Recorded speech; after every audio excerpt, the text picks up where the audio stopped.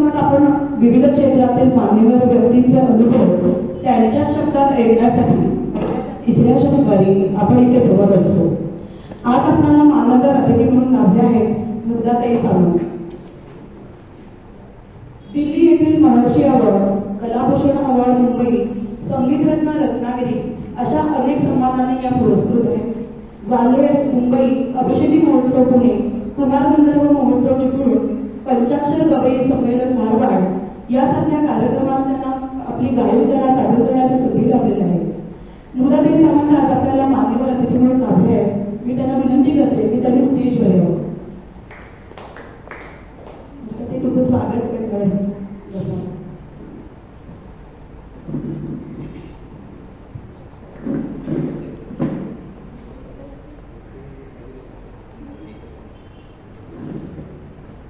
लगेच सुरुवात करूया आपण.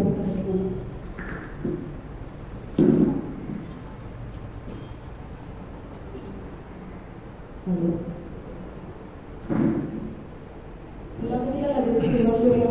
मुलाखतीचा सुरेल प्रवास आपण आज मुलाखतीच्या माध्यमातून उलगडणार आहोत. त्याच्यानंतर प्रश्नोत्तराचा कार्यक्रम होईल. नेहमी आपण सांगतो तसा तुम्हाला जर काही प्रश्न असतील तर जरूर विचारा.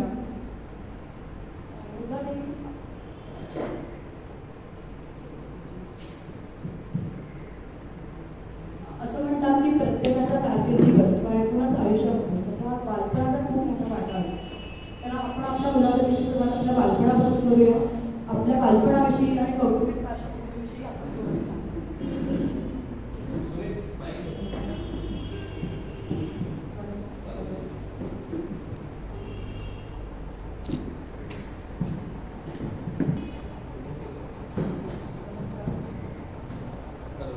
हॅलो हॅलो हॅलो हां. बालपणीचा खूप वाटा असतो तुमचं कुठलीही गोष्ट आयुष्यात सुरू होण्यासाठी.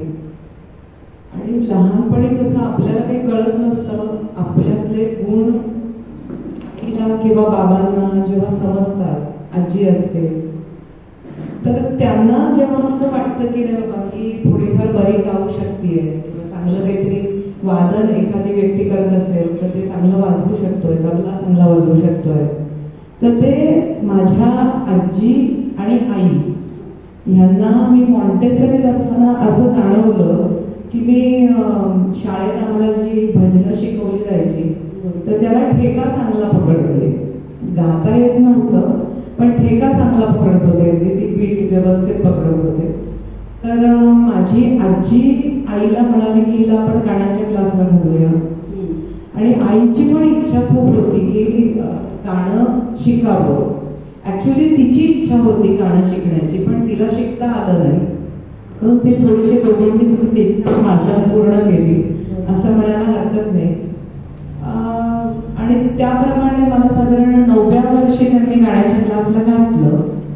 आणि सुरुवात माझी आत्ताच्या मुलांची होते तशी नाही झालेली.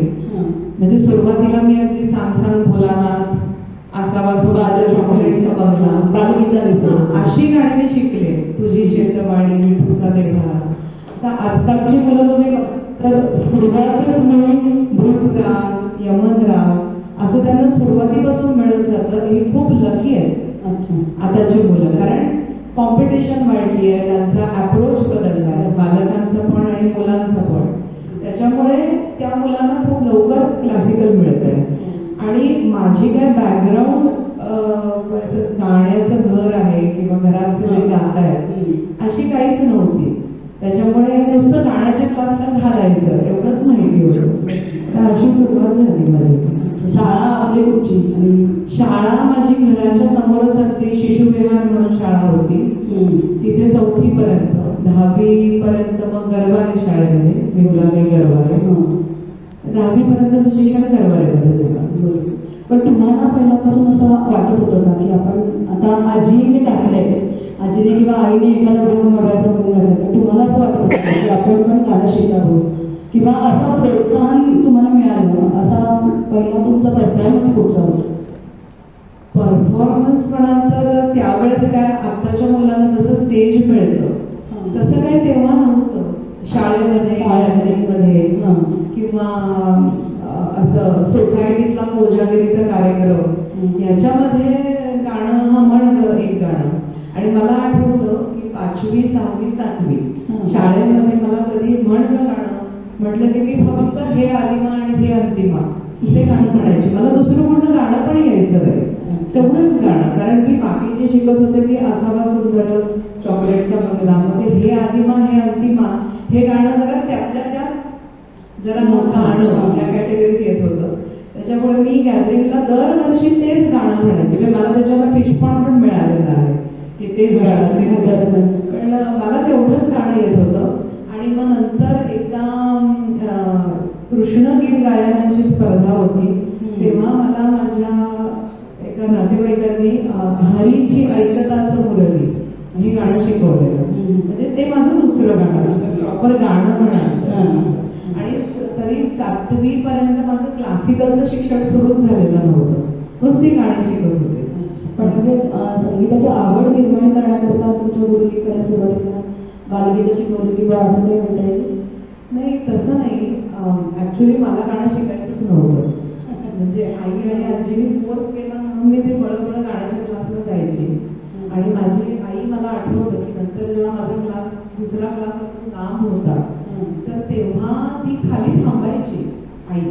ती क्लासला मला सोडल्यानंतर आई तिथेच थांबायची, कारण मला कंटाळा यायचा, मला आवडायचं नाही तिथे एका जागी बसून गाणं म्हणत बसणं. कारण पेशन्स लागतो. थोडा आवाज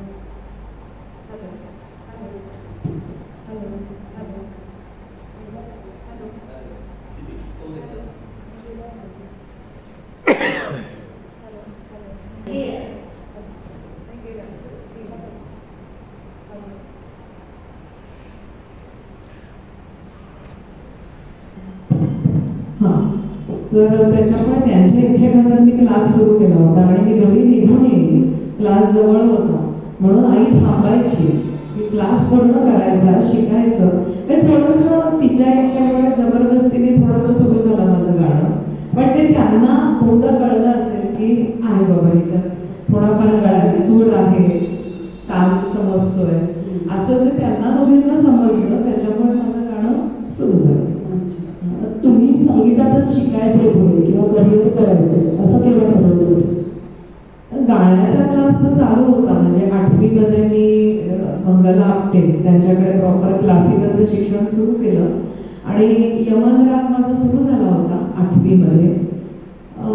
8वी 9वी 10वी त्यांच्याकडे शिकत होते मी क्लासिकल. 10वी पर्यंत कसं शाळा, आणि मी काय अशी एवढी अभ्यासू नव्हते. 10वी मध्ये 78% पडले होते, पण ते सुद्धा म्हणजे असं काय खूप असं बोर्डात येणारे जसे अभ्यास करतात तसा काही मी केलेला नव्हता. तर त्याच्यामुळे 10वीच्या नंतर काय, तर तेव्हा मला ते होम सायन्सचं अट्रॅक्शन होतं की त्याच्यातले जे विषय होते टेक्स्टाईल्स, नंतर चाइल्ड डेव्हलपमेंट, होम मॅनेजमेंट आणि काय फूड्स, प्लस त्याच्यामध्ये बाकीची सायन्स पण होती. म्हणजे केमिस्ट्री आणि फिजिक्स, बायोलॉजी हे पण होतं. तर मला असं वाटलं की हां, आपलं सायन्स पण होईल आणि होम सायन्स पण होईल, काहीतरी चॅलेंजिंग उगाचच. कारण माझे बाबा फिजिक्सचे प्रोफेसर, आई माझी इंग्लिशची प्रोफेसर. त्याच्यामुळे घरामध्ये आमच्या अभ्यास होते होतच. आणि माझा भाऊ फक्त अभ्यास करायचा, म्हणजे तो 10वीला बोर्डा, 12वीला बोर्डा. मग मला असं वाटलं की नाही, आपण काहीतरी हे होम सायन्स म्हणजे वेगळं काहीतरी करू. मग नंतर मला ते लक्षात आलं की ते जे होम सायन्सची जी सायन्स आहे ती सगळी आपण जे संसार करतो तीच आहे सगळी. म्हणजे खाणं पिणं, कपडे शिवणं, मुलांना सांभाळणं आणि घर नीट लावणं, हेच फक्त आम्हाला पुस्तकातनं शिकवत होते. आणि बाकीचे सायन्सचे विषय पण. फक्त त्याच्यात काय होत होतं की माझं कॉलेज सकाळी 7 ते संध्याकाळी 7, 12 असं असायचं, कारण प्रॅक्टिकल्स असायची. आणि मग माझा रियाज अजिबात व्हायचा नाही. क्लासला मी जायची आठवड्याला 2-3 दिवस, पण रियाज नाही अजिबात. आणि मग हे आईच्या लक्षात आलं की गाणं काही होत नाहीये आणि गाणंच केलं पाहिजे, हे तिच्या डोक्यात पक्क होतं. त्याच्यामुळे तिने मला 11वी 12वी करू दिलं होम सायन्स आणि नंतर आर्ट्सला घातलं. आणि तिने मला समजावून सांगितलं की बघ, आम्हाला असं वाटतंय की तुला गाण्याच्या रियाजाला वेळ मिळत नाहीये, तर तू आपण आर्ट्सला घेऊ घेऊ ऍडमिशन ते BA म्युझिक कर. आणि तोपर्यंत मी तसे 12वीत दिले लावले होते, 49% पडलेले मला. म्हणजे एक ते वय असताना असं उन्हाळ्या आणि नटण्याकडे लक्ष आणि असं ते म्हणजे अभ्यास कमी आणि 49%. मग आई म्हणाली की आता तू ह्याच्या पुढचं कसं करणार आहेस, 3 वर्ष पुढची अजून सगळी सायन्स आहेत हे आहे. तर आम्हाला असं वाटतं दोघांना आई बाबा की तू आर्ट्सला ऍडमिशन घे. आर्ट्स म्हणजे काय कमीपणाचं नाहीये, त्याच्यात सुद्धा लँग्वेजेस आहेत, सोशोलॉजी, सायकोलॉजी, तुला हवं त्याच्यात तू करू शकतेस आणि संगीताचं पण करू शकतेस. तर मग ते मला पटलं आणि मग मी SNDT BAला फर्स्ट इयरला ऍडमिशन घेतली. नंतर BA म्युझिक केलं, MA म्युझिक केलं. MA म्युझिक मी युनिव्हर्सिटीत केलं ललितकला. त्याच्यानंतर मग कार्यक्रम असे चालू होते आणि मग पुढे लग्न होऊन रत्नागिरी झालं. लग्न कार्यक्रम माझे लग्नाच्या आधी विशेष नव्हते ना, म्हणजे तेव्हा कार्यक्रमाची काही एवढी क्रेजच नव्हती किंवा स्पर्धांची पण नव्हती. म्हणजे आम्हाला असं कधी असं वाटलं पण नाही की आम्ही स्टेजवर बसलं पाहिजे, काहीतरी परफॉर्म केलं पाहिजे. म्हणजे आम्ही सरांच्या मागे किंवा गुरूंच्या मागे बसून त्यांनी गा म्हटलं की गायचो.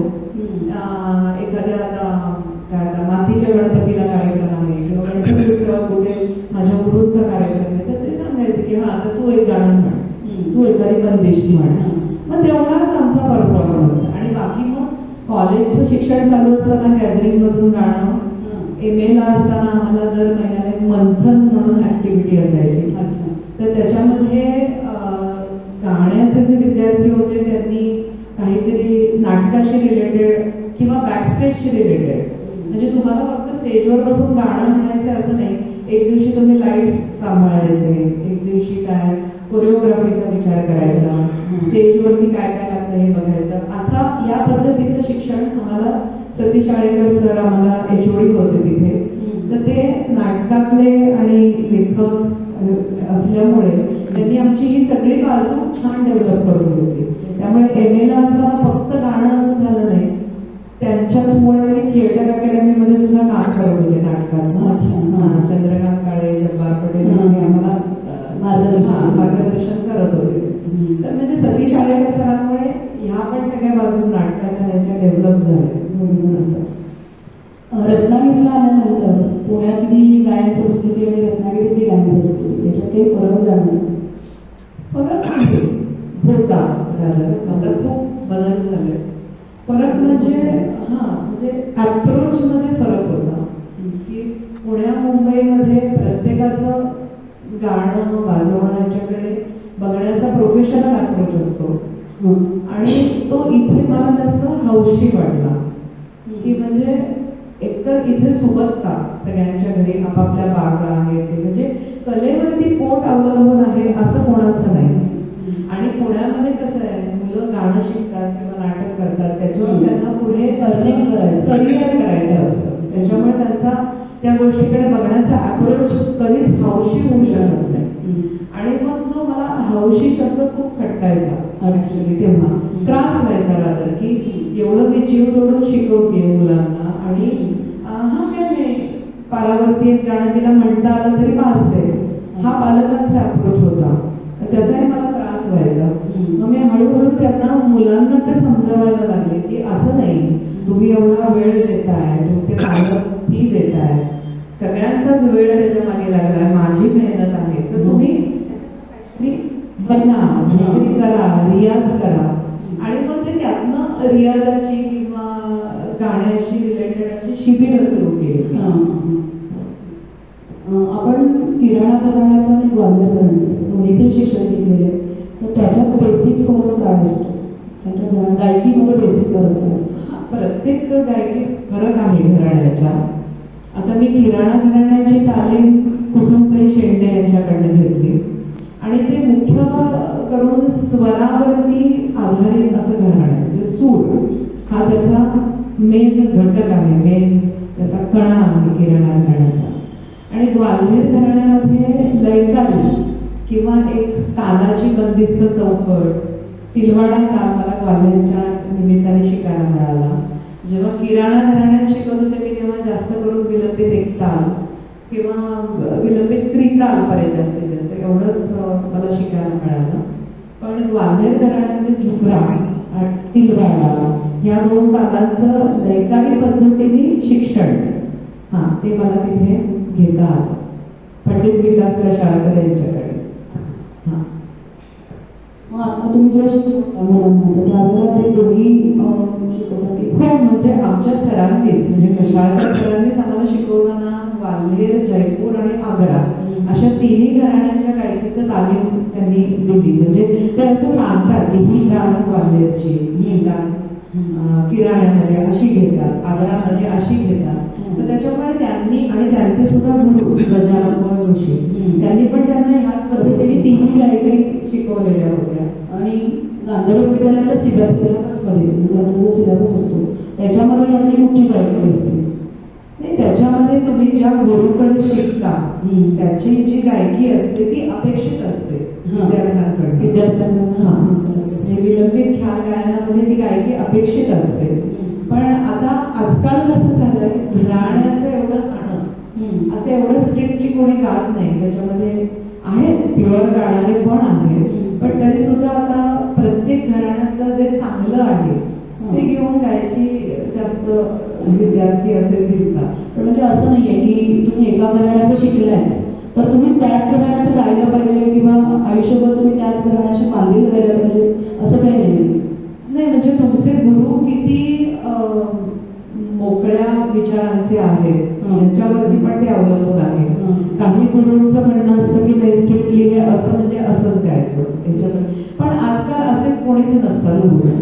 कारण जसं कॉस्मो सगळं पॉप्युलेशन झालंय तसंच गाण्यामध्ये सुद्धा मिश्रण आलेलं आहे की म्हणजे प्रत्येक घराण्यातलं आता जयपूर म्हणजे पूर्ण आकारयुक्त गायकी असते. त्याच्यात सुद्धा आता बोल बनाव किंवा बोलांचे लयकारी हे आजकाल जयपूरवाले गायक सुद्धा घेत असतात. मिश्रण असतं. म्हणजे असं एकच शिकायला पाहिजे असं नाही किंवा शिकलं तर दुसरंही गाता आहे. सगळं शिकायला हरकत नाही. फक्त तुम्ही मास्टरी कुठल्या तरी एका गोष्टीवर अभ्यास पूर्ण केली पाहिजे. आता आपण संगीत नाटकाच्या प्रवासाकडे येऊया. मला आपल्याला सांगायला आवडेल की दिल्ली येथील संगीत नाटकात मुलाकडून उत्कृष्ट गायिका आणि उत्कृष्ट अभिनेत्रीचं पारितोषिक मिळालं आहे. एक प्रश्न मला तुमच्या काय म्हणूया आपण तुमच्या फॅनने असा विचारला होता की नाट्यसंगीत जर आपल्याला गायचं असेल तर वेगळं काही शिकावं लागतं. वेगळं म्हणजे भावसंगीत वगैरे किंवा सुगम संगीत आपण गातो त्याच्यापेक्षा वेगळं म्हणजे क्लासिकल बेस त्याचा आहे ऑलरेडी. तर नाट्यसंगीतासाठी वेगळं काही शिकावं लागतं म्हणजे परफॉर्म करण्यासाठी काही वेगळं शिकावं लागतं. नाट्यसंगीत म्हणजे काय आहे तर नाटकातले 2 प्रसंग जोडणारं गाणं आहे किंवा मागच्या प्रसंगाचा कंटेंट आणि पुढच्या प्रसंगात काय आहे हे दाखवणार असं ते गीत असतं मधलं, ते नाट्यसंगीत. मग जेव्हा ते तुम्ही नाट्यसंगीत नाटकात गात असता तेव्हा तुम्हाला त्या सिच्युएशनचा विचार करून आणि थोडंसं नाटकी अंगाने ते नाट्यपद सादर करणं अपेक्षित असतं. म्हणजे आता कुठलंही नाट्यगीत म्हणजे किंवा बरीचशी नाट्यगीतं त्यांना ओरिजिनल बंदिश आहे. म्हणजे आता स्वकुल तारक सुद्धा आहे त्याची टेंडेरे नाल मुरैया. म्हणजे हे जे नाट्यसंगीत रचलेले जे हे आहेत नाट्यकार तर त्यांनी भारतभर फिरवून अशा अनेक चीजा केलेल्या आणि वेगळ्या वेगळ्या भाषेतल्या. मग पंजाबी असतील, ब्रज असेल, हिंदी असेल. पण त्यावेळेस महाराष्ट्रामध्ये मराठी भाषेचाच जास्त प्रचार प्रसार होता आणि लोकांना मराठीत जास्त. मग संगीताचा प्रचार नाटकातनं कसा करता येईल आणि त्या बंदिशी पण कशा घेता येतील तर त्या बंदिशींवर आधारित अशी अनेक नाट्यपदं रचली गेली. म्हणजे नाट्यसंगीताचं मूळ हे शास्त्रीय बंदिश असंच होतं. मग आता शास्त्रीय आणि नाट्यसंगीत ह्याच्यामध्ये प्रसंगाचा म्हणजे नाट्यसंगीत हे नाटकात येतं आणि प्रसंगाचा कंटेंट वाहणारं असं ते नाटकात तरी दिसलं पाहिजे. म्हणजे तुमची ऍक्टिंग पण त्याच्यात असते, तुमचा ठेराव आहे, आजूबाजूची पात्र आहे किंवा जी सगळी स्टेजला जो काय सीन लावलेला आहे तो या सगळ्याची भर पडत असते. मेकअप असतो आणि शास्त्रीय संगीत आणि नाट्यसंगीतामध्ये शब्द पण सगळे समजायला पाहिजे असं मला वाटतं की तर तो अर्थ पोचतो पूर्ण आणि ते शब्द तुम्ही गात असताना तुमच्याकडनं अभिनय अपेक्षित असतो. म्हणजे करून एखादं नाट्यपद असेल तर तुम्ही जर का भरमसाठ ताना घेत असला तर मग ते ऑड होणार किंवा आनंदी नाट्यपद आहे आणि नुसतीच बंदिश गाऊन तुम्ही संपवली तर तो भाव पूर्ण पोचत नाही. तर या पद्धतीने नाट्यसंगीताचा त्या नाटकाला अनुसरून विचार करावा लागतो आणि हेच तुम्ही शास्त्रीय म्हणाल. आणि दुसरा मुख्य फरक म्हणजे नाट्यसंगीतात ज्या रागावर बेस्ड नाट्यसंगीत आहे त्याच्यात तुम्ही जवळपासचे अजून राग मिश्रण त्याच्यात करू शकता. म्हणजे प्युअरिटीचं कंपल्शन नाही तिथे. जर पिंपलास रागात एखादं पद असेल तर तुम्ही त्याच्यामध्ये जवळचा पटदीप आहे असे राग तुम्ही त्याच्यात मिश्रण करू शकता. पण हे पिंपलास राग तुम्ही गात असाल तर त्याला नियम आहे, चौकट आहे, रागाचे पण नियम आहे, ते तुम्हाला स्वावलंबी व्यवस्थित गाता आलं पाहिजे. एक म्हणजे कॉमन प्रश्न आहे, नवीन पिढी नाट्यसंगीताकडे वळावी याच्यासाठी काही वेगळं करावं म्हणजे करायला पाहिजे का असं वाटतं का? किंवा नवीन निर्मिती करावी किंवा नवीन नाटकाला जास्त येत नाही तर त्या दृष्टीने काही करायला पाहिजे का? नवीन नाटकं बरीच येत आहेत. बऱ्याच संगीत नाटकं संगीत नाटकं इव्हन आता मी म्हणजे जेव्हा 97 साली थिएटर अकॅडमीत काम त्यावेळेस बासी मर्ढेकरांची 1944 साली लिहिलेली सांगीतिका बदकांचं गोपीत म्हणून ते आम्ही नवीन टीमनी सगळं बसवलं होतं. त्याच्यामध्ये सगळं बोलणं हे गाण्यातच होतं सांगीतिका आणि ते त्यावेळेस वीणादेव आणि चंद्रकांत काळे यांनी केलं होतं. आणि मग आम्ही सगळी नवीन टीम तयार केली त्यावेळेस. मी होते, दत्तप्रसाद रानडे होता आणि जे आता तुम्हाला सगळे सिरियल मध्ये मोठे आर्टिस्ट दिसतात ते सगळे त्यावेळेस त्या नाटकातली बदकं होती. म्हणजे जसं घाशीराममध्ये बॉल आहे ना तशी ती बदकं येऊन तो प्रसंग पुढे न्यायची, मधलं ती यायची. तर अशी ती सांगीतिका आम्ही तेव्हा बसवली होती 44 सालात. आता 44 सालातली नवीन टीम बसवत असताना आमचे पण त्याच्यामध्ये नवीन विचार, थोडेसे नवीन अँगल किंवा स्टेजच्या कॉस्ट्युमच्या बाबतीत काही नवीन विचार त्याच्यात. तर म्हणजे जुनं नाटक असलं तरी जेव्हा नवीन सगळे कलाकार ते बसवतात तेव्हा त्याच्यामध्ये काहीतरी नवीन ऍड होतच असतं.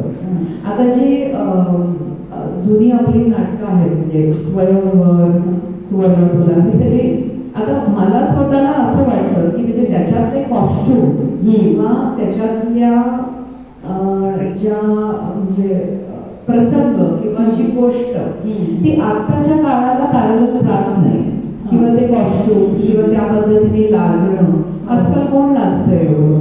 तर ह्या दृष्टीने आता नवीन नाटकं लिहिली गेली पाहिजे की जी तुमच्या आत्ताच्या आयुष्याशी निगडीत असते. म्हणजे आत्ताचे जे सिनियर सिटीझन आहेत त्यांना ती जुनी नाटकं नक्कीच आवडतात, पण जी नवीन मुलं आहेत त्यांना त्याच्याशी ट्युनिंग होत नाही. म्हणजे त्यांना हा इतका आधीचा काळ कित्येक मुलांना तर पूर्ण रामायण महाभारत पण माहिती नसतं किंवा अशा जुनी नाटकाच्या स्टोरीज त्यांनी वाचलेल्या नसतात. त्याच्यामुळे ते एकरूप होत नाही. आणि सगळ्यात महत्वाची गोष्ट म्हणजे पेशन्स. आजकाल मुलांचा पेशन्स खूप कमी झाला. म्हणजे पूर्वी नाटकं रात्रभर चालायचं, मैफली रात्रभर चालायच्या, पण आता 2 तासात चुळबुळ सुरू होते. पेशन्सच कमी झालाय.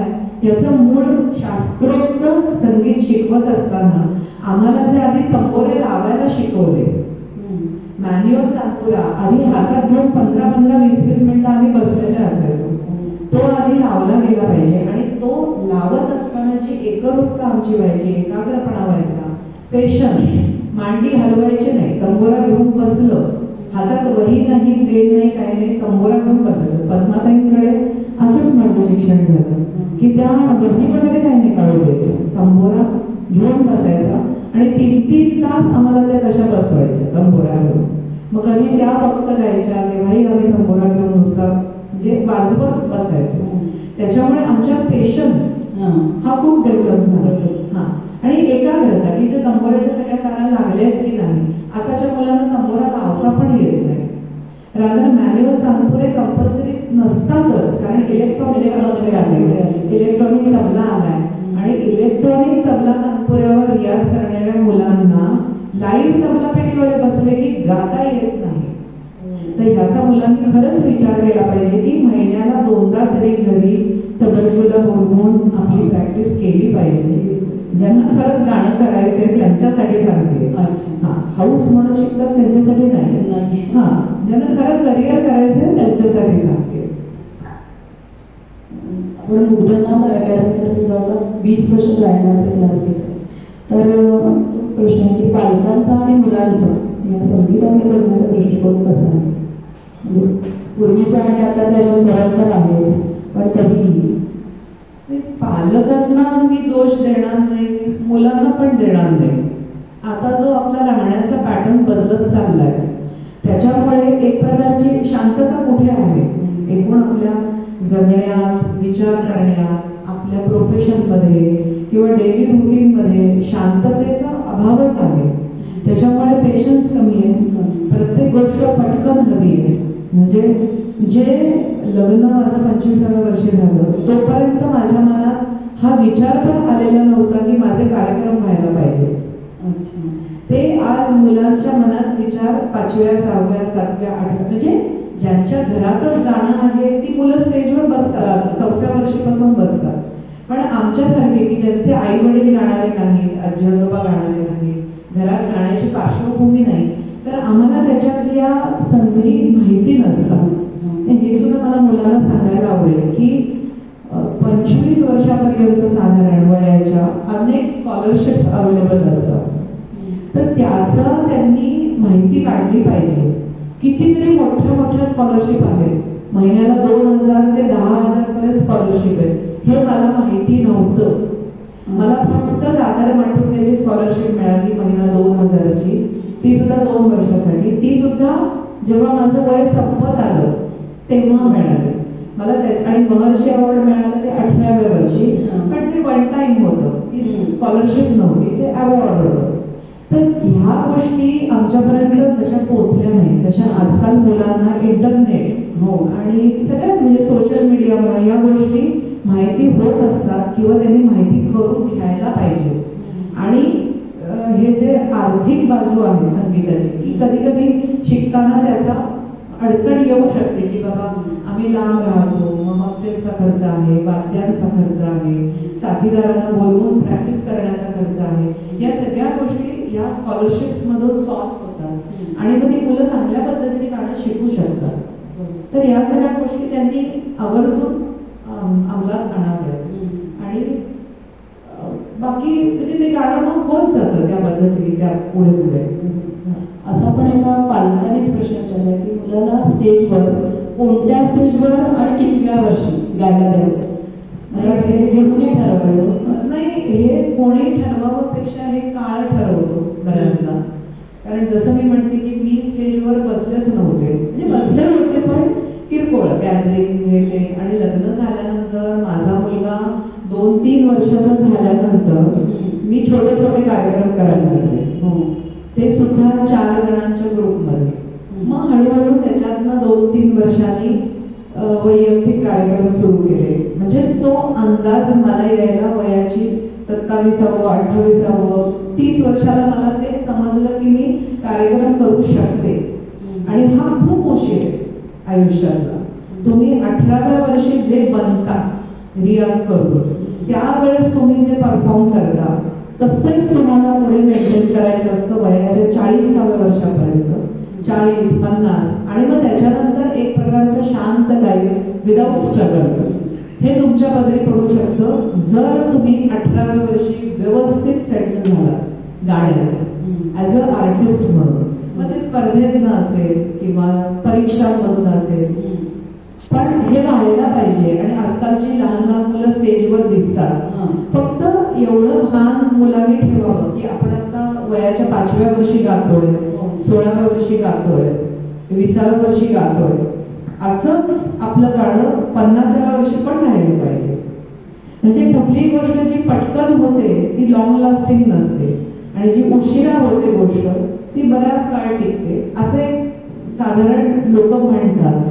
माझ्या आयुष्यात सगळ्या गोष्टी उशिरा सुरू झाल्या, पण आताच्या मुलांना संधी पण खूप लवकर अवेलेबल आहे आणि त्या कळायला मार्ग पण खूप अवेलेबल आहे. तर ते त्यांनी जरूर हे करावे, अवलंबावे आणि लवकर व्हायला लागली तरी काही हरकत नाही, पण रियाज सोडू नये. रियाज मात्र करत राहायला पाहिजे, एवढंच वाटतं मला. तुम्ही आपल्या अकॅडमीतर्फे असते हे करता का मुलांना स्टेजसाठी? हो, आम्ही दरवर्षी एक मोठा कार्यक्रम असतो ज्याच्यामध्ये मी 2दा समय चक्रावरती कार्यक्रम केले होते.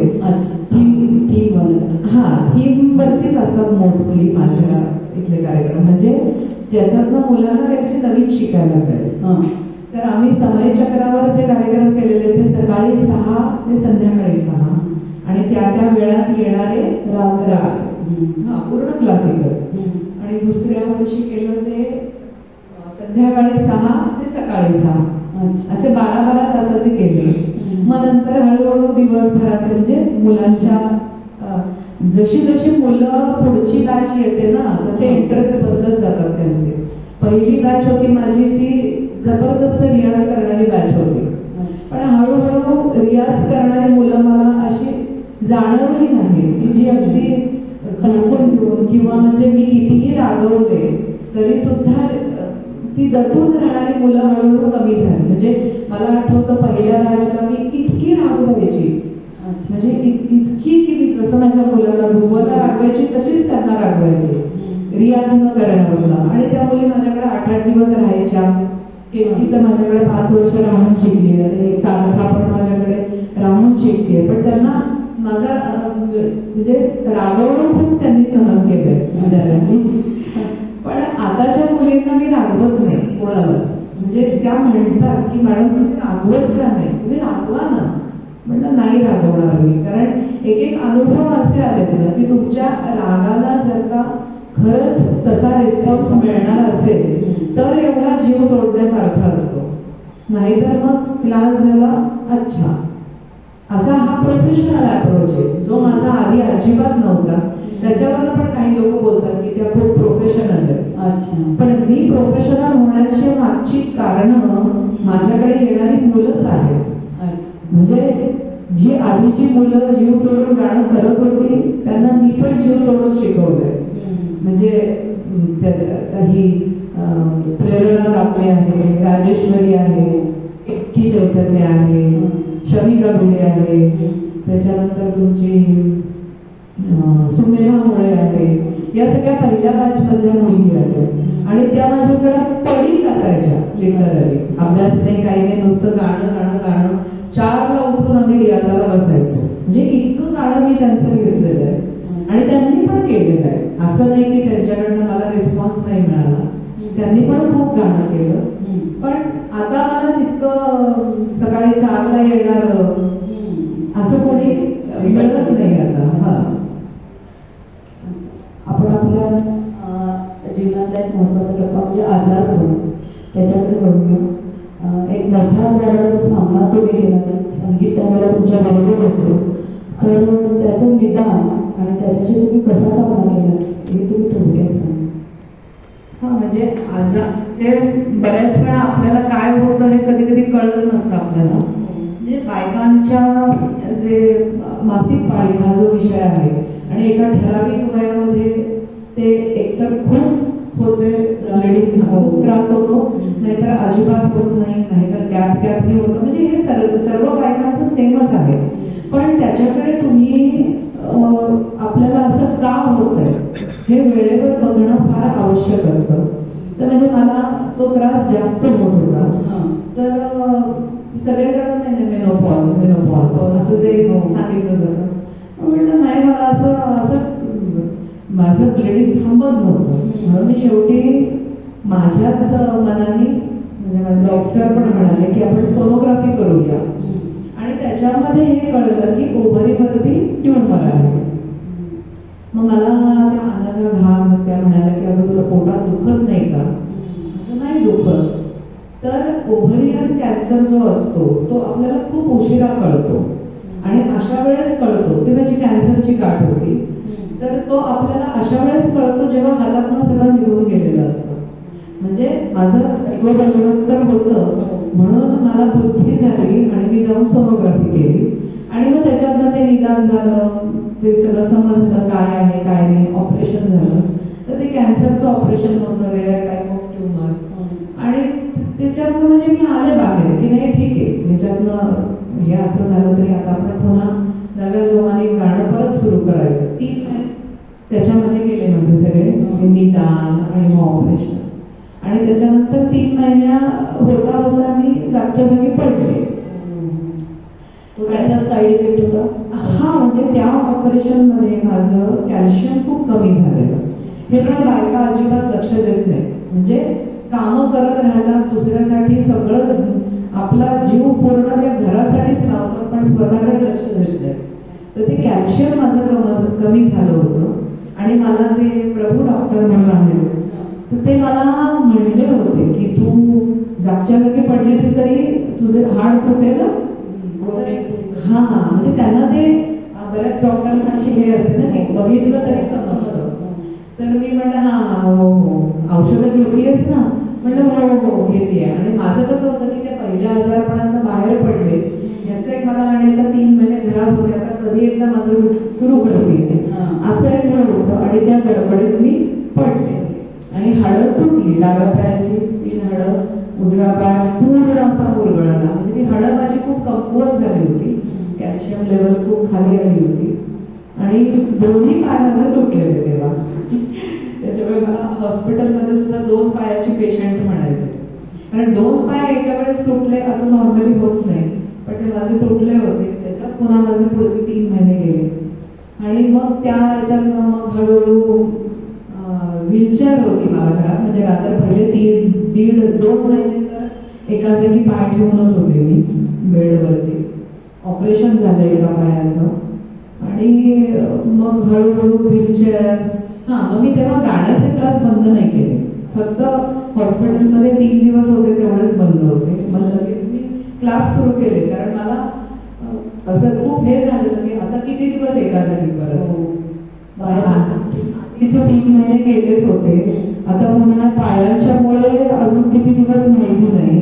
मग आपण गाणं नको बंद करायला, तेवढाच एक मार्ग आहे. माझ्या मुली घरी यायच्या, जरा बाहेरचे चेहरे दिसायचे, कारण मी बाहेर जाऊ शकत नव्हते. मला खिडकीच्या बाहेर मी 1.5 महिन्यानंतर बघितलं होतं, इतकी मी बेडवर होते. आणि म्हणजे आपल्याला कधी कधी असं वाटतं ना की पैसा आणि प्रसिद्धी म्हणजे सगळ्यात भारी काहीतरी आहे, तर नाही. मला जेव्हा खिडकीच्या बाहेर मी खालचा रस्ता बघितला ना, तो माझा सगळ्यात आनंदाचा क्षण होता.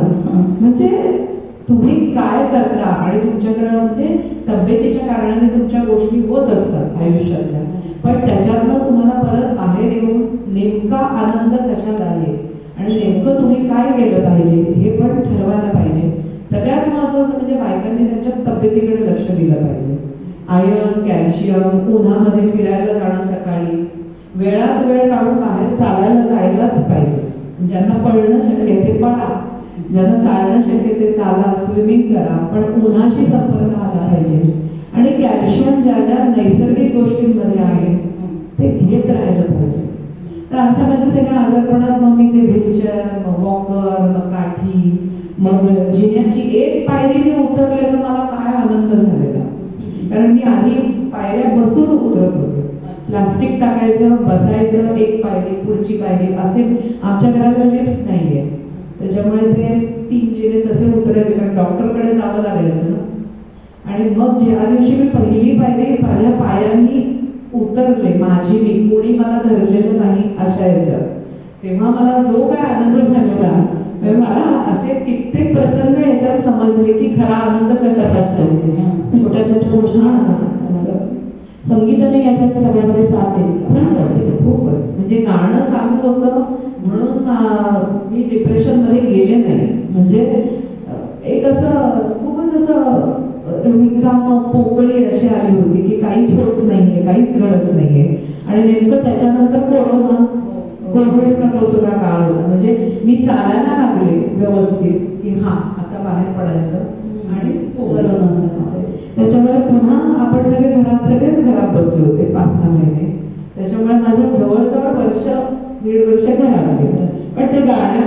मी तरले. गाणं चालू होतं, तो विचार चालू होता, मुलं घरी येत होती. कोरोनाच्या ह्याच्यामध्ये घरी येत नव्हती, पण ऑनलाईन मला सगळी दिसत होती, ऑनलाईन क्लासेस घेत होते.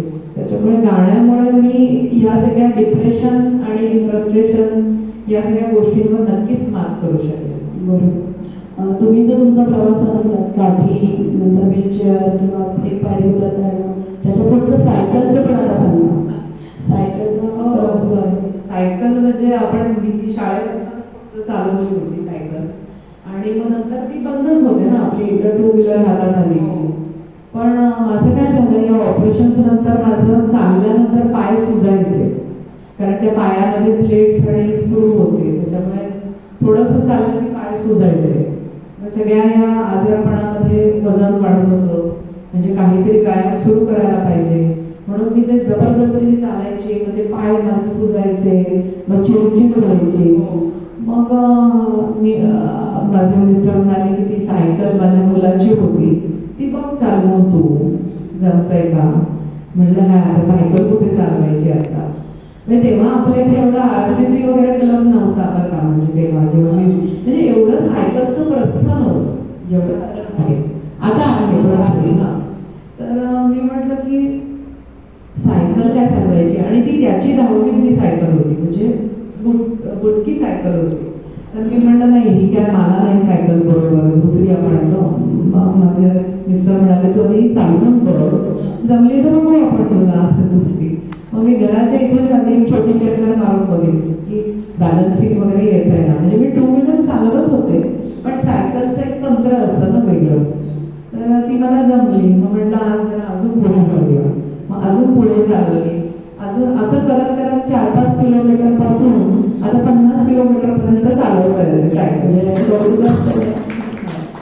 एवढे ऑपरेशन नंतर 50 किलोमीटर पर्यंत, तो पण एक आनंदाचा क्षण असेल. खूप खूप म्हणजे सायकल चालवायला लागल्यावर मला जास्त डिस्टन्सवरच्या गोष्टी दिसायला लागल्या, कारण चालत मी फक्त अर्धा किलोमीटर गेले तरी पाय दुखायचे माझे.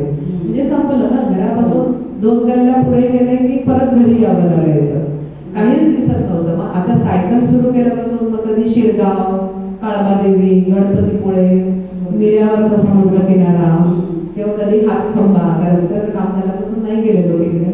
गोळपेला पण येतो आम्ही, पावसला जातो, गावखेडीपर्यंत जातो. म्हणजे असं सगळं निसर्गाच्या सान्निध्यात जास्त मला राहता यायला लागलं सायकलमुळे. त्यामुळे मी एकदम खुश आहे सायकल चालवत असताना. मग आता रियाजाचं फिटनेसचं रुटीन काय असतं साधारण? हा, म्हणजे माझं सकाळी क्लास 5 वाजता सुरू होता, म्हणजे ज्या रियाज करणाऱ्या मुली आहेत त्या 5 ते 6 येतात. अच्छा. नंतर 6ला मी सायकलिंगला बाहेर पडते, 6 ते 8 सायकलिंग.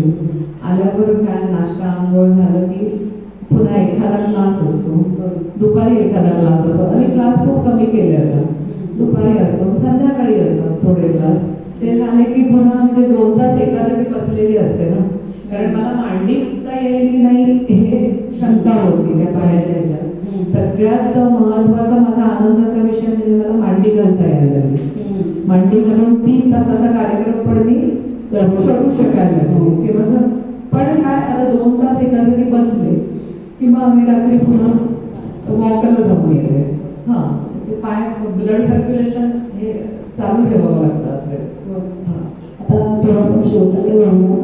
तुम्हाला आवडलेली तुमची सगळ्यात आवडती भूमिका कोणती? म्हणजे भूमिका म्हणजे मुद्दा अकॅडमीच्या संचालिका किंवा गुरु किंवा स्टेजवर गाणारे कलाकार किंवा नाट्यसंगीतासाठी जर तुम्ही काम केलं ती भूमिका, त्याच्यातली कुठची भूमिका तुम्हाला सगळ्यात जास्त आवडते? सगळ्या भूमिकांमध्ये गाणं आहे आणि गाणं मला आवडतं.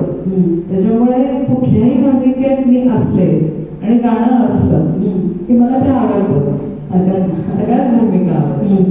फक्त मी नाटकात काम करणं 2010ला बंद केलं, कारण मुलगा लहान होता, मग त्याचं शिक्षण, त्याचा अभ्यास, तरी खूप बोलण्यात आणायची, कारण नाटकाच्या तालमी सगळे व्यवसाय नोकरी सांभाळून रात्री उशिरा तालमी, मग ते थोडंसं दुर्लक्ष होत होतं घराकडे किंवा याच्याकडे. पण आम्ही दोघेच मुलाला सांभाळायचो, म्हणजे घरात असं सासू सासरे आहे किंवा आजी आहे कोणी असं काही नव्हतं. त्याच्यामुळे मी नाटकात काम करते म्हटलं, मिस्टरांना मुलाकडे लक्ष देऊन घरी बसावं लागायचं.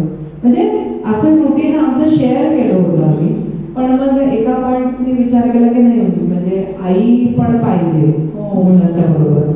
आणि मला पद्माताईंकडे जेव्हा मी शिकायला जात होते तेव्हा त्यांनी मला सांगितलेलं की हे बघ, लग्न करायचं असेल तर ते सगळं व्यवस्थित पुढचं पार पाडायचं.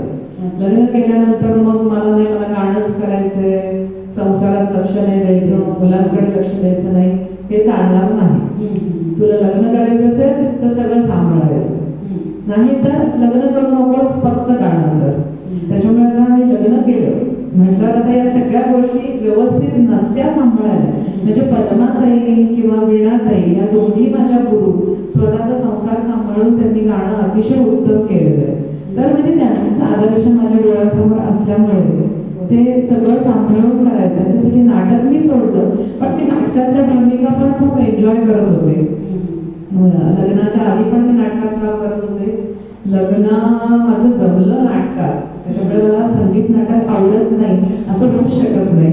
म्हणजे संगीत नाटकातच माझी भेट झाली मिस्टरांची आणि मग लग्न झालं. त्याच्यानंतर आम्ही करत होतो कलवाणी संस्थेमधून बरेच वर्ष काम करत होतो. मग 2010 थांबवलं आणि मग एक बाकी फक्त गाण्याचे क्लास आणि कार्यक्रम एवढंच ठेवलं. आम्ही मिस्टर सामंतांना यासाठी धन्यवाद देतो की रत्नागिरीत एक रत्न त्यांच्यामध्ये इकडे आलं. मला आणखीन एक प्रश्न विचारायचा आहे की लोकांनी कलेकडे आणि खास करून गाण्याकडे म्हणजे करिअर म्हणून तर आहेच, पण त्याच्या व्यतिरिक्त कसं बनवतं? गाणं हे एक साधन आहे पहिली गोष्ट, आणि त्याच्यातनं म्हणजे हे कितीही 9 रस वगैरे असे असले की किंवा संगीतात मुलांना जेव्हा शिकवतात तेव्हा ते त्या रागामध्ये याच्यातनं शृंगार रस, याच्यातनं वीर रस, याच्यातनं काय करुण रस असं शिकवलं जातं त्या सुरांच्या नुसार. पण सगळ्यात महत्वाचा रस म्हणजे आनंद रस असतो. आणि आनंद रस तुम्हाला स्वतःला जर का मिळत असेल गाताना तर तुम्ही तो दुसऱ्याला देऊ शकता समाधान, त्या सुरातलं समाधान. त्याच्यामुळे संगीताकडे तुम्ही एक साधना, तपश्चर्या किंवा एक म्हणजे त्याच्यातनं काही अपेक्षा न ठेवता बघितलं तर ते सूर तुमच्यावर जास्त प्रसन्न होतात असं मला वाटतं. म्हणजे इतक्या गोष्टी आयुष्यात घडल्यानंतर मी हे बोलतेय. म्हणजे आपण जेव्हा ते अनुभव घेत जातो पुढे तेव्हाच आपल्याला शहाणपण येतं. असं काय मी तरुण असताना मी काय असं बोलत नव्हते. प्रत्येकाचा अप्रोच वेगळा असतो, पण प्रत्येक वयामध्ये जशी तुमची मतं बदलत जातात तर तसं आता मला असं वाटतं की तुम्ही त्याच्यातनं कुठलीही अपेक्षा न ठेवता जेव्हा त्याची साधना, रियाज, त्याचा विचार करता तेव्हा तुम्हाला ते जास्त मिळतं किंवा जास्त तुमच्यावर ते सूर प्रसन्न होतात, जास्त तुम्हाला त्याची टेक्निक्स समजतात आणि तुम्ही मोकळ्या मनाने कुठलंही प्रेशर न घेता ती गोष्ट जास्त सुंदर होऊ शकता. स्वतः पण आनंद मिळू शकतो आणि दुसऱ्यालाही देऊ शकतो. गाण्यासाठी आणखीन काय करायचं, काय करावंच वाटतं तुम्ही? मला फ्युचर प्लॅनिंग नाही, मला गुरुकुल करायचं होतं रत्नागिरीमध्ये. त्याच्यासाठी मी प्रयत्न पण केले होते बरेच की इथे सरकारी याच्यामध्ये कुठे जागा मिळावी, पण ती दुर्दैवाने मला काही कुठे जागा मिळाली नाही. मग मध्यंतरी माझा ऍक्सिडेंट वगैरे झाल्यानंतर तो विषय बाजूला पडला. पण त्याच्या आधी मी प्रयत्न करत होते की गुरुकुल की जिथे म्हणजे रत्नागिरीतली मुलं गाणं शिकण्यासाठी बाहेर जातात, फ्युचर म्हणजे पुढचं गाणं शिकण्यासाठी बाहेर जातात, तर त्यांना ते इथेच रत्नागिरीमध्ये अवेलेबल व्हावं. म्हणजे मोठे मोठे कलाकार इथे येऊन शिकवावे असं माझी इच्छा होती. पण ते संभव माझं ती मनातली इच्छा अजून तरी काही पूर्ण झालेली नाहीये. आता गुरुकुल म्हणजे मी माझ्या घरी मुलांना आता राहून शिकवते, ते घरी राहतात, त्याला तुम्ही एक छोटं गुरुकुल असं म्हणू शकाल. पण मला जे मोठ्या प्रमाणावर ते करायचं होतं ती इच्छा होती, अजूनही आहे म्हणायला हरकत नाही. पण बघू आता कसं कसं पुढे मला म्हणजे नक्कीच त्यावर तुम्ही ती विश मांडलेली आहे, आता ती नक्की पूर्ण होईल. आपला प्रवास खरोखरच सुरेल आहे, पण आम्हाला जर काही त्याच्यातनं ऐकायला मिळालं तर खूप आनंद होईल. 4 वेळा ऐकवते म्हणजे आपला नलाखत आहे. 4 वेळा अच्छा, आधी प्रश्न विचारला शेवटी काय बोलणं आपण पूर्ण करूया. जरा ठीक आहे चालेल. आपला प्रवास खरोखरच सुरेल आहे आणि लोकांना प्रेरणा देणार आहे. गायन आवड असणाऱ्यांसाठी आपल्यासारखे गुरु लागतात आणि आपल्याकडून अनेक शिष्योत्तम तयार होतात अशी मी म्हणजे आशा बाळगते किंवा हे करते.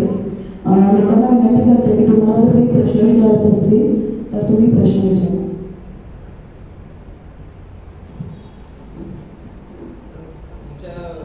अनेक ठिकाणी मैफिली झालेल्या आहेत, त्यातला एखादा मैफिलीचा विशेष लक्षात राहिलेला एखादा अनुभव तुमचा किस्सा? खास मैफिलीचा अनुभव किस्सा लक्षात राहिला असा किंवा एखादी मैफिल रंगली किंवा तिथला एखादा अनुभव छान होता असं? हा, मी जेव्हा मडगाव दिंडीला पहिल्यांदा गायले ना तेव्हा तो अनुभव माझ्यासाठी गोव्यामध्ये खूपच वेगळा होता. म्हणजे ती अशी नुसती मैफल नसते, त्याच्यात 3 बैठका असतात. पहिली बैठक अगदी अशी ग्राउंड लेवलला असते, ज्याच्यामध्ये प्रेक्षक अगदी तुमच्या शेजारी मागे पुढे असे सगळे बसलेले असतात. म्हणजे फक्त वादक नसतात, मागे पण कोणीतरी बसून वा असं जोरात म्हणतं. म्हणजे एकदम तुम्हाला अरे मागून कोण म्हणतंय, शेजारी असतात. तुंबळ गर्दी असते, विठोबाची जत्रा असते ती मडगाव दिंडी. तर ते पहिली बैठक अशी खाली असते, दुसरी बैठक जरा या उंचीवर असते की म्हणजे 4 पायऱ्या चढून वर जाऊन बसावं लागतं. तरी प्रेक्षक असे कडेला जवळ उभे असतात आणि तिकडून वावा देतात. म्हणजे सगळं तबला, पेटी, ऑर्गन सगळं असतं त्या बैठकीला. आणि त्या अशा टप्प्याटप्प्याने होतात. म्हणजे समजा संध्याकाळी 7ला पहिली झाली तर मग चालत चालत त्या पालखी बरोबर याच्याबरोबर पुढे जायचं. पुढची बैठक अजून दुसरीकडे असते, तिथे मग ती बैठक होते. आणि तिसरी बैठक अशी भरपूर उंच असतं त्यांचं मंच. आणि त्या उंच मंचावरून असं समुद्रासारखे प्रेक्षक दिसतात. एवढे प्रेक्षक असतात मडगाव दिंडीला आणि त्या उंचावरून ते असे एवढे सगळे प्रेक्षक बघत जायचं. That was an experience. खूप छान वाटत होतं. म्हणजे पहिल्यांदा अगदी जवळ होते प्रेक्षक, त्याच्यामुळे एक ते अंतर मिळतं. मग हळूहळू मध्यम उंचीवर बैठक होते आणि मग एकदम तुम्ही वर बसून गाता प्रेक्षकांकडे पूर्ण वरून अवलोकन करा. तर तो माझा अनुभव मडगाव दिंडीत पहिल्यांदा गायले तो खूप मस्त होता. 2दा-3दा गायले मी मडगाव दिंडीला. मग नंतर पण तो माझ्यासाठी पहिला अनुभव होता मडगाव दिंडी. पण वेगळ्या ठिकाणी एखाद्या मैफिलीला असताना म्हणजे ते गाणं शिकत असतात, तर असे काही विद्यार्थी किंवा गाणं शिकणाऱ्यांची आवड आणि असा एक क्राऊड असा कुठे तुम्हाला? हा, म्हणजे आता रिसेंटलीच माझा लातूरला आवर्तन संस्थेत कार्यक्रम झाला आणि मला सांगावंसं वाटतं की तो पूर्ण क्लासिकलचा कार्यक्रम होता. पूर्ण 2-2.5 तास रागदारी. आणि अशी बैठक मी बऱ्याच वर्षात केलेली नव्हती. म्हणजे आजपर्यंत कुठलीही मैफल असेल तर मला असं सांगावं लागतं की जरा 15 मिनिटं मी आधी एक झपताल गाते, जरा आवाज तापला की मग मी नाट्यसंगीत अभंग हे गाणारच आहे. म्हणजे अशी रिक्वेस्ट करून पहिलं हे क्लासिकल गावं लागतं की बघा ती पूर्ण क्लासिकलची मैफल होती. आणि मला वाटलेलं काय कोण येणार आहे ऐकायला, क्लासिकलला कोण येणार आहे. तर ते आवर्तन संस्थेचे जे प्रमुख आहेत देशमुख सर, तर ते म्हणाले की नाही नाही आमच्या इथे क्लासिकल ऐकणारा क्राऊड आहे. म्हटलं क्लासिकल ऐकणारा क्राऊड आहे. मग म्हटलं मी कसे राग घेऊ, साधे राग घेऊ की म्हणजे कसं काय क्राऊड असतो. कारण कधी कधी अनवट राग घेतले तरी सुद्धा प्रेक्षकांना ते आवडत नाही. म्हटलं नाही तुम्हाला काय गायचं ते गा. बरं म्हटलं ठीक आहे. मग मी सुरुवात सरस्वतीने केली. मग त्याच्यानंतर नटबिक गायले. मग म्हटलं की आता एक जरा ओळखीचा राग घेऊया. मग दुर्गा गायले. मग म्हटलं आता जरा काहीतरी वेगळं चॅलेंजिंग. म्हटलं 4 स्वरांचा जैन कल्याण गाऊ का? हो हो गा ना, आम्हाला आवडेल. 4 स्वरांचा राग आम्ही कधी ऐकलेला नाही, आम्हाला ऐकायचं आहे. म्हणजे रागाचा नियम असतो ना, रागाला 5 स्वर लागतात. त्याच्यात 5वा स्वर घेतलाय राग पूर्ण होण्यासाठी, पण मुख्यतः तो 4 स्वरांचा आहे. म्हणजे चॅलेंजिंग राग मला तिथे गायला मिळाला, ती संधी मिळाली.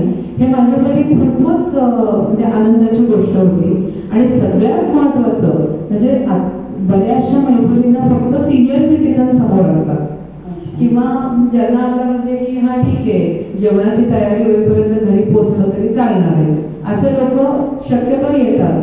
पण ती त्या हॉलमध्ये अर्धी बाजू विद्यार्थ्यांनी भरलेली होती. आणि विद्यार्थी सगळे गाणं शिकणारे, त्याच्यातले काही काही जण अगदी त्या तुमच्या काय ते रियालिटी शोज मध्ये गेलेले पण विद्यार्थी आलेले होते. म्हणजे असं नाही की त्यांच्या डोक्यात हवा गेलेली होती, ते पण गाणं ऐकायला बसलेले होते.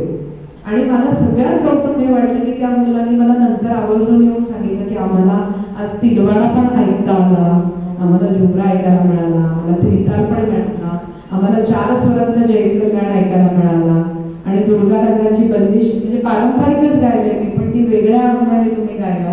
म्हणजे हे पण त्यांना समजत होतं की मी 4 रागामध्ये 4 वेगवेगळी टेक्निक्स वापरून गात होते. हे पण त्या मुलांना समजलं. हा माझ्यासाठी अतिशय आनंदाचा क्षण होता की मुलांकडनं रिस्पॉन्स मिळणं, शिकणाऱ्या मुलांकडनं, ही खूपच छान होती गोष्ट.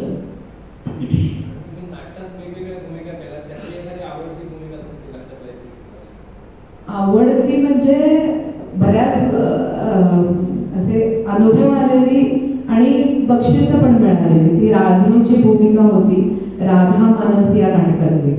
तर त्याच्यामध्ये मी कधी आयुष्यात केला नाही तो नाच होता, मला नाच. आणि मी इतकी कॉन्शियस असायची तो नाच कसा करायचा असं मला असायचं की. पण माझ्याबरोबर तेंडुलकर सर होते, कृष्ण म्हणून, आणि ते 2 गाणी होती. आनंद प्रभुदेसाईंचं संगीत होतं त्याला, श्रीकृष्ण जोशींनी लिहिलेलं नाटक होतं आणि त्याच्यामध्ये मी राधा होते, तेंडुलकर सर कृष्ण होते आणि आम्हाला दोघांना एकत्र एक असं गरब्याच्या जागेवरचं गाणं होतं. आणि त्याच नाटकातली 2 गाणी अशी होती ज्याच्यामध्ये महा असा शब्द सुरुवातीला यायचा. एक तू महाभारती आणि नाही तू शब्द पहिला घ्यायचा, तू महाभारती आणि तू कधी काळाचा मित्र जुना, अशी ती 2 गाणी होती. आणि आधीच मला नाचाचं टेन्शन, नाचायचं आणि ते तबल्याच्या त्या कटवरती त्या गिरक्या घ्यायच्या, कृष्णाभोवती फिरायचं आणि मग स्वतःच्या जागेवर येऊन गाणं सुरू करायचं. आणि मी गिरक्या मारल्या आणि मला ते तू नंतर मी वेगळं दुसरं गाणं सुरू केलं.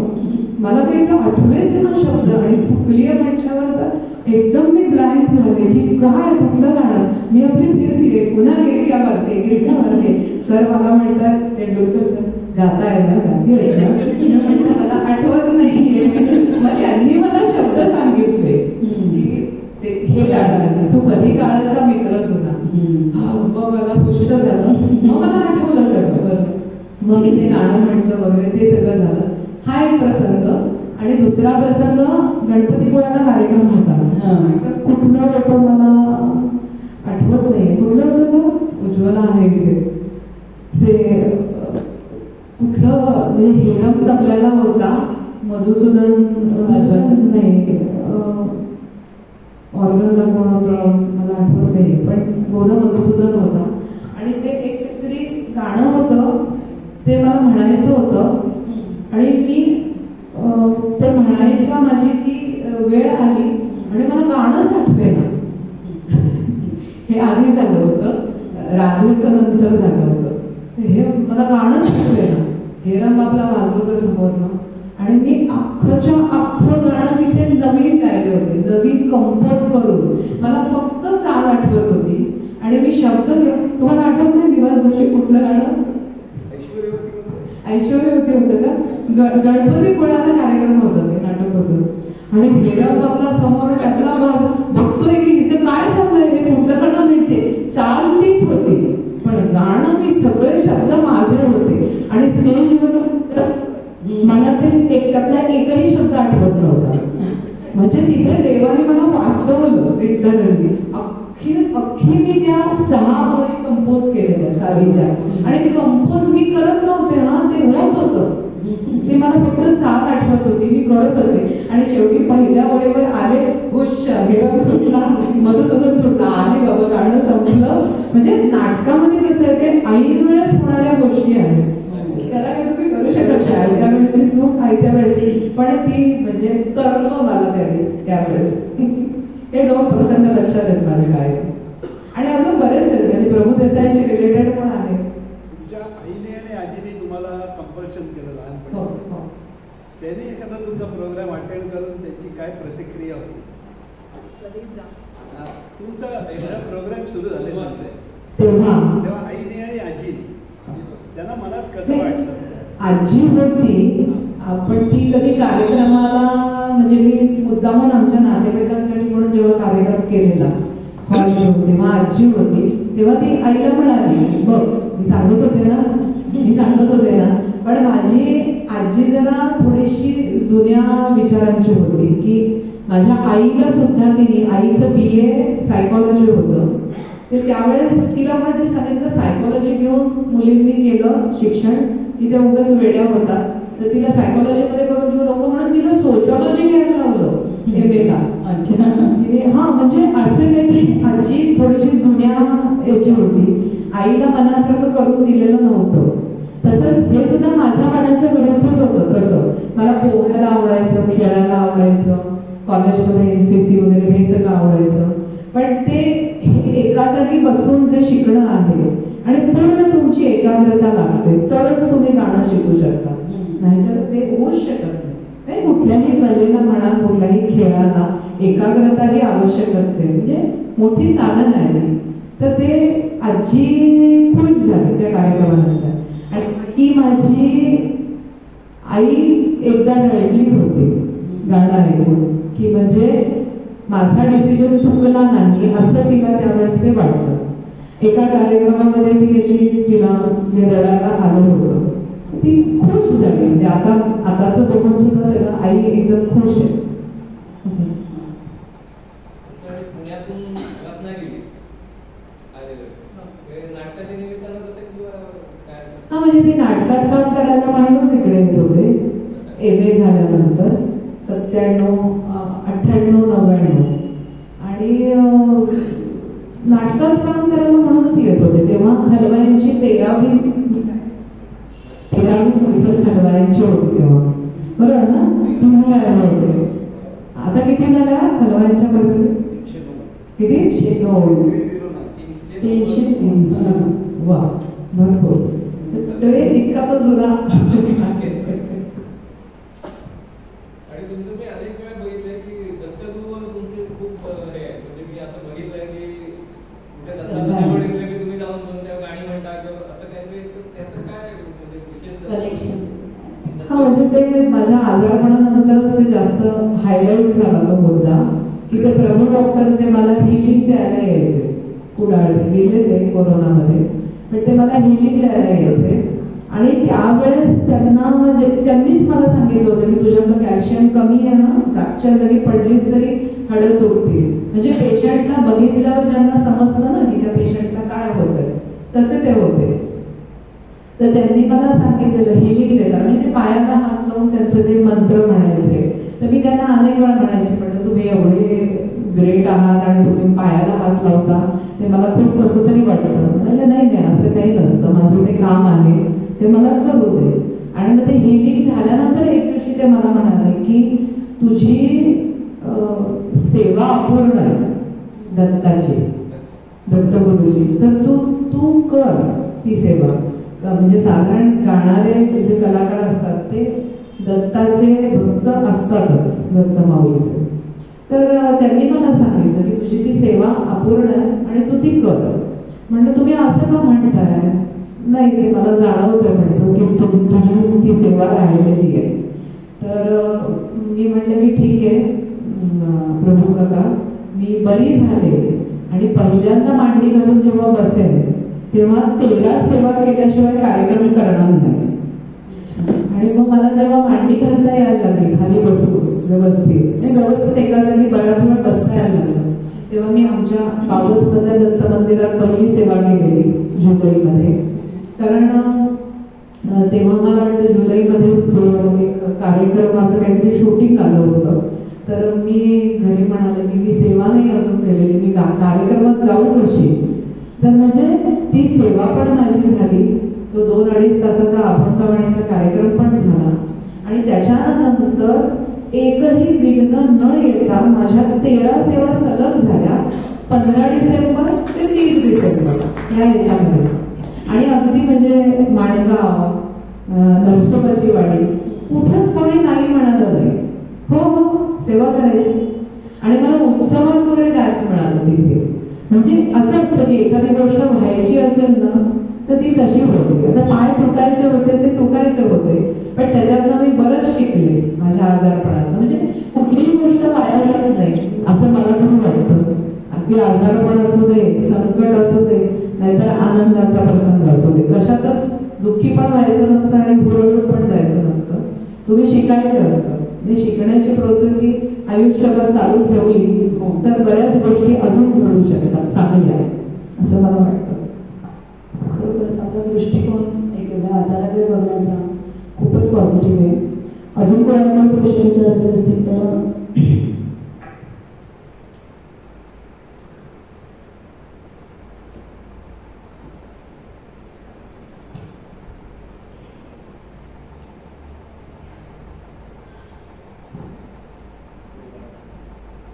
कार्यक्रमाच्या शेवटाकडे बोलूया. एखाद्या त्याची आमची रिक्वेस्ट आहे की एंड करताना तुमचं एखादी भैरवी बाकी म्हणते मोबाईल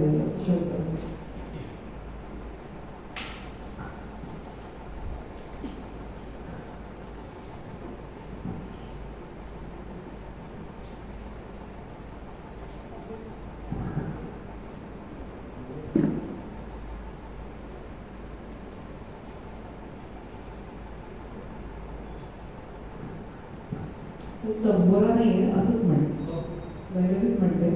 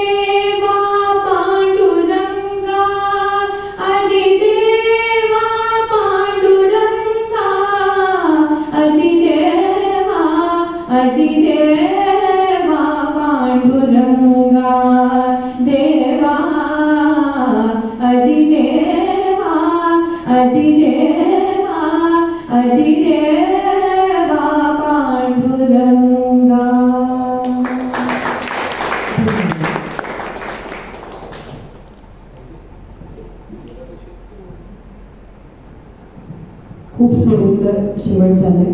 एक छोटासा सत्कार असा प्रवर्तकाच्या वतीने आपला करणार होतो. मी उज्ज्वला त्यांना विनंती करते की त्यांनी सत्कारासाठी जरा घ्यावं.